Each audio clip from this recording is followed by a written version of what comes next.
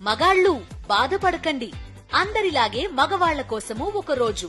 పూర్తి వివరాలకు చదవండి రేపటి సాక్షి హైదరాబాద్ ఎడిషన్. విదేశీ పర్యటనలో భాగంగా ప్రధాని మోదీ బిజీగా గడుపుతున్నారు. 3 దేశాల టూర్లో భాగంగా ఆయన నైజీరియా అధ్యక్షుడు బోలా అహ్మద్ తినూబుతో భేటీ అయ్యారు.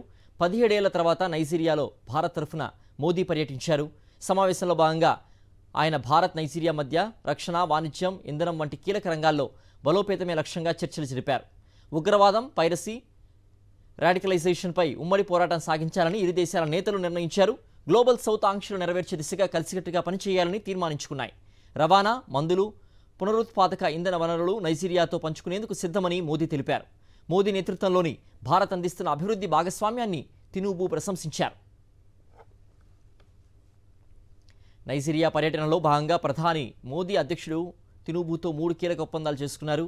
సాంస్కృతిక మార్పిడి, కస్టమ్స్ విభాగంలో సహకారం, సర్వే రంగంలో సహకారం కోసం ఒప్పందాలపై ఇరు దేశాల నేతలు సంతకాలు చేశారు. నైజీరియా అధ్యక్షుడితో భేటీపై ప్రధాని మోదీ సంతృప్తి వ్యక్తం చేశారు. ఇరు దేశాల వ్యూహాత్మక సంబంధాలపై కీలక నిర్ణయాలు తీసుకున్నట్లుగా ఎక్స్లో పోస్ట్ చేశారు. నైజీరియాలో ఉన్న 60,000 మంది భారతీయులు 2 దేశాల మధ్య సంబంధాలకు పునాదిగా నిలుస్తుందన్నారు. భారతీయుల రక్షణకు చర్యలు చేపడుతున్న నైజీరియా అధ్యక్షుడు అహ్మద్ తినూబుకు కృతజ్ఞతలు తెలిపారు. నైజీరియా పర్యటన అనంతరం ప్రధాని మోదీ ప్రత్యేక విమానంలో బ్రెజిల్ చేరుకున్నారు. బ్రెజిల్లో G20 శిఖరాగ్ర సమావేశంలో పాల్గొంటారు. ఆ తర్వాత గయానాలో పర్యటించనున్నారు. ప్రధాని మోదీకి విదేశీ పర్యటనలో అరుదైన గౌరవం దక్కింది. నైజీరియా దేశ అత్యున్నత పురస్కారంతో మోదీని సత్కరించింది.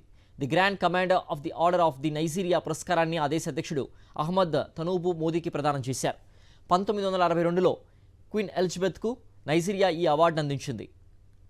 ఆ తర్వాత ఈ గౌరవాన్ని అందుకున్న విదేశీ నేతగా మోదీకి స్థానం దక్కింది. దీంతో ఇప్పటికీ వరకు మోదీ విదేశాల్లో 17 అత్యున్నత అంతర్జాతీయ అవార్డులు అందుకున్నారు.